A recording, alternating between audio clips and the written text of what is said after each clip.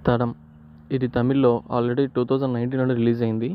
అరుణ్ విజయ్ గారైతే యాక్ట్ చేశారు. సో, దీన్నే రీమేక్‌గా 2021లో రామ్ గారైతే 'రెడ్' మూవీతో రిలీజ్ చేశారనమాట.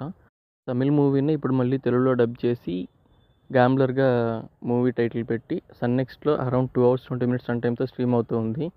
సో, ఇది 'రెడ్' మూవీ చూడని వాళ్ళైతే ఒకసారి చూడొచ్చు. చూసిన వాళ్ళైతే same as it is story.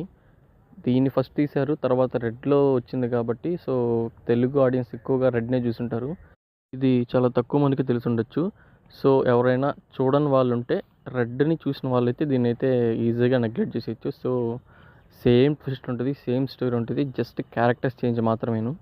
ఇంకా తెలుగుకి, తమిళ్‌కి డిఫరెన్స్ ఏంది అని చూస్తే తెలుగులో ఉండే స్టార్టింగ్ ఐటెమ్ సాంగ్ 'హెబ్బా పటేల్‌దయితే తమిళ్‌లో ఉండదు. తమిళ్‌లో మొత్తం ఒక స్టోరీ బేస్ మీద రన్ అవుతూ ఉంటుంది. సో, దానివల్ల తమిళ్ కంటే తెలుగు కొంచెం టైమింగే ఎక్కువుంటది మూవీకి.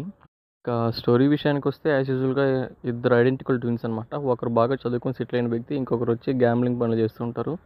అందులో ఒకరు మర్డర్ చేసినందువల్ల స్టేషన్‌కెళ్తే ఇంకొకరు అనుకోకుండా హెల్ప్ చేయడానికైతే వస్తారు. సో, వాళ్ళిద్దరిలో ఎవరు మర్డర్ చేశారనే స్టోరీ మీద రన్ అవుతూ ఉంటుంది. సో, ఎటువంటి ట్విస్ట్‌లు కూడా చేంజ్ ఉండదు. సేమ్ అదే స్టోరీ రన్ అవుతుంది. సో, జస్ట్ క్యారెక్టర్స్ మాత్రమే చేంజ్. సో, ఇద్దరి పర్ఫార్మెన్స్‌లో ఏది బాగుందనంటే నేను తెలుగుది, తమిళ్‌ది 2 డిఫరెన్షియేట్ చేసి ఏది తక్కువగా అయితే చెప్పట్లేదు.